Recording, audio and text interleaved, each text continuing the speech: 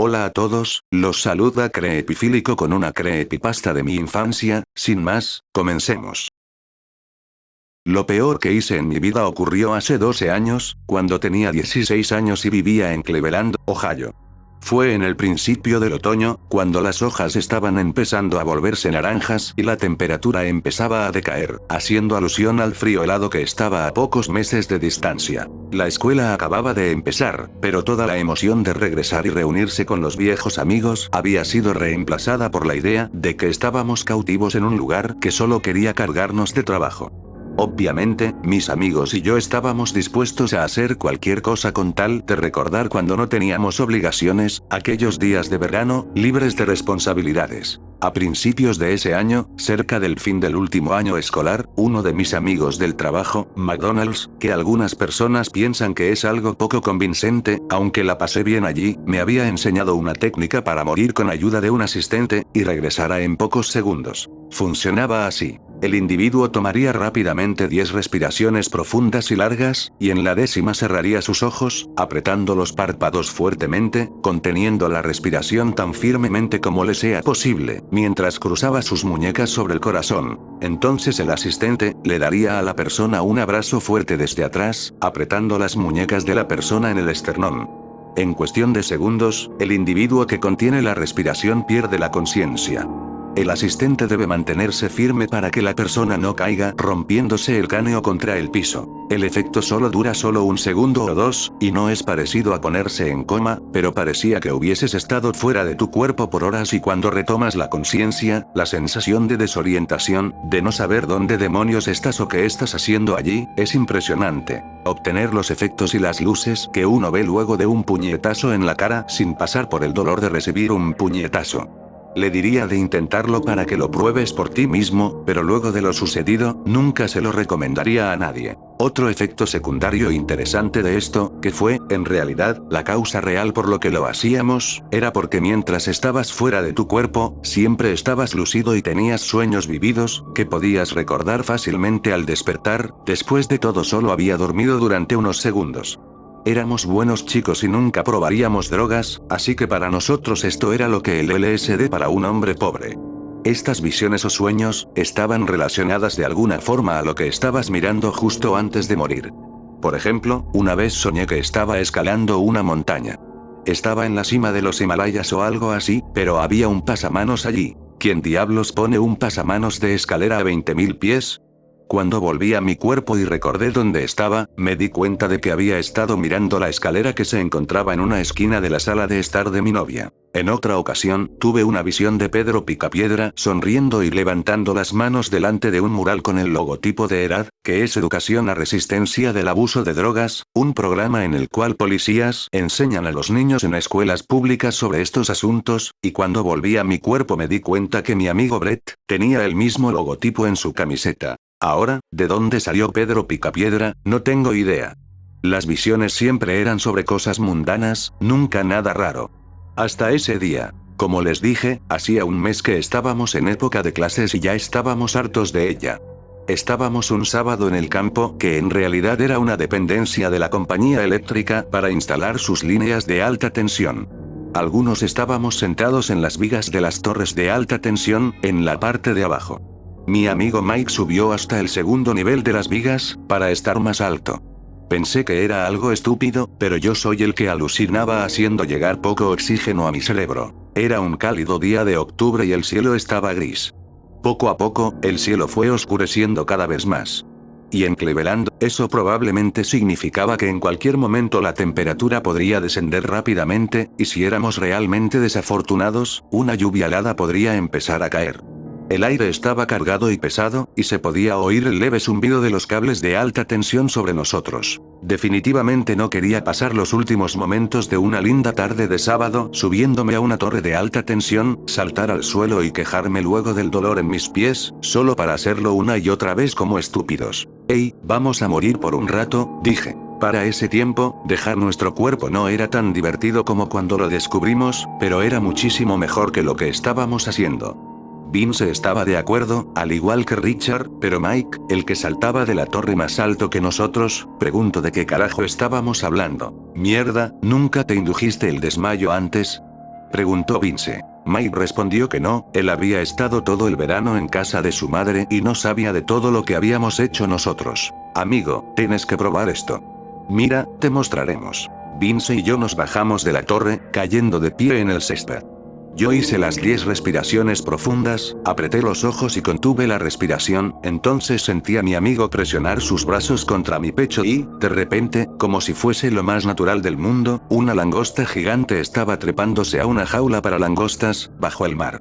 Algas marinas crecían del fondo de arena bajo mis pies. Lo siguiente que recuerdo es que cuando desperté Vince y Richard me estaban preguntando, ¿qué has visto? La parte de atrás de mi cabeza me dolía mucho. Me estaba matando. Mierda, me dejaste caer. Pregunté. Yo no era muy pesado, pero Vince era bastante débil. Él solo se quedó ahí, mirándome, y Richard me dijo que me había dejado caer. Me preguntaron nuevamente qué vi. Me froté la cabeza y dije que una langosta, que estaba pellizcándole la cabeza a Vince con sus tenazas. Me volví hacia Mike y le dije, ¿ves? Es increíble. Y una mierda, no me fío lo suficiente de ninguno de ustedes lo suficiente como para hacer eso. Vamos, tienes que probarlo. No es más peligroso que estar trepado allí. Te prometo que no te dejaré caer como este idiota lo hizo conmigo, le dije. Él miró de la forma que hacen esas personas cuando están decidiendo algo, si lo que están haciendo vale la pena el riesgo o la dificultad. Saltó de donde estaba, se incorporó y dijo, bien, solo una vez. Si al menos lo hubiese pensado un poco más, o se hubiese negado. Repitió las 10 respiraciones profundas, conmigo como asistente para asegurarse de que no caería. Contuvo la respiración y yo lo ayudé a caer en ese otro lugar. Es algo que siempre me lamenté, y cuando pienso en todas las cosas que desearía haber hecho de otra manera en mi adolescencia.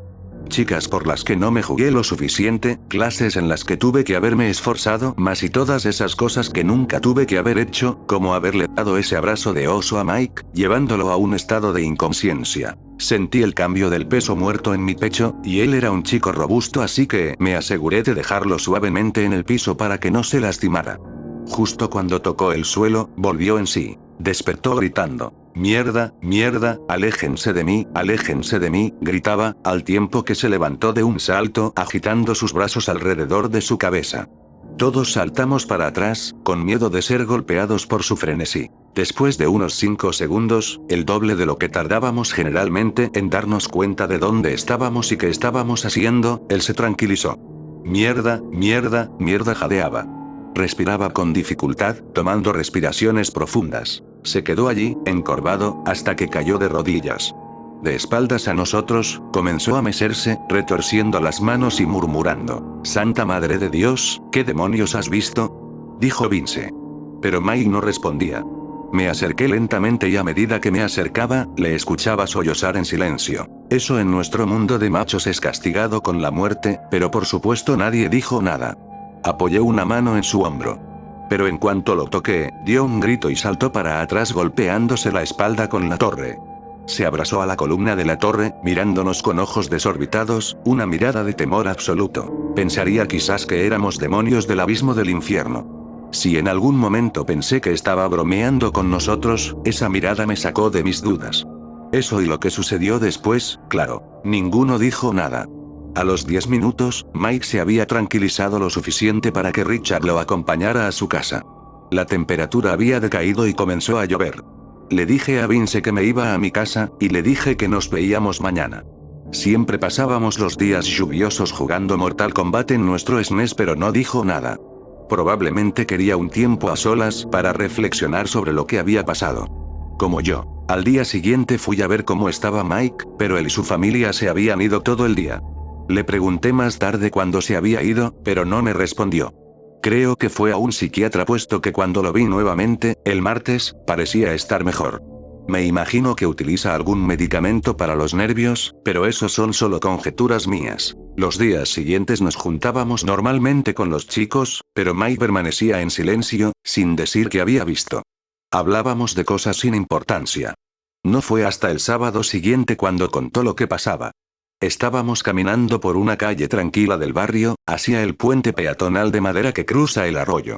Yo hablaba de una chica mayor que conocía, cuando de repente, él dijo, «No voy a estar aquí mucho más tiempo». «¿Cómo?», dije yo. «¿Vendrán de nuevo esta noche? Yo no creo que sea capaz de aguantar esta vez». ¿De qué estás hablando? ¿Quién vendrá esta noche, Mike? Las manos, las voces. En ese punto yo ya estaba asustado. Balbuceé estúpidamente un par de veces y luego dije, estúpidamente, ¿qué manos?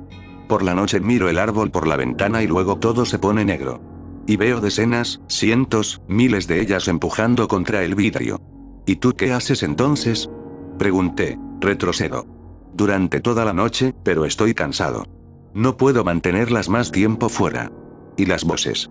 Las voces dicen que tengo que dejarlas entrar, voces de niños pequeños. Voces de niños pequeños y manos de niños pequeños. Él bajó la voz hasta ser un susurro, pero me di cuenta por lo que dijo luego, que estaba luchando para mantener el pánico. A veces, veo sus caras, dijo con voz temblorosa. Lo acompañamos a su casa. Se detuvo en la puerta y finalmente levantando el rostro, me dijo, dile a Vince que puede quedarse con mi Nintendo. Él no tiene uno, y su madre no le comprará uno. Richard puede quedarse con mis CDS. Sé que a ustedes no les gustan, pero a él sí. Empecé a decirle algo, pero se dio vuelta y entró en su casa. Me gustaría haber llamado a la puerta y ofrecerle quedarme con él, pero teníamos 16 y los chicos de esa edad no lo hacían más. Me fui a mi casa. Dormí mal, asustado, escuchando cada crujido y gemido que hacía la casa, escuchando una multitud de niños. Generalmente dormía con las cortinas abiertas, pero esa noche, cerré todo. Al día siguiente, nos enteramos de que alguien había irrumpido en la casa de Mike. Vi un coche de policía en la entrada de su casa, y casi me muero cuando lo vi. Mis peores temores se confirmaron cuando me enteré que la ventana de Mike era la que había sido violada. Mike había desaparecido, y fue todo lo que nos dijeron.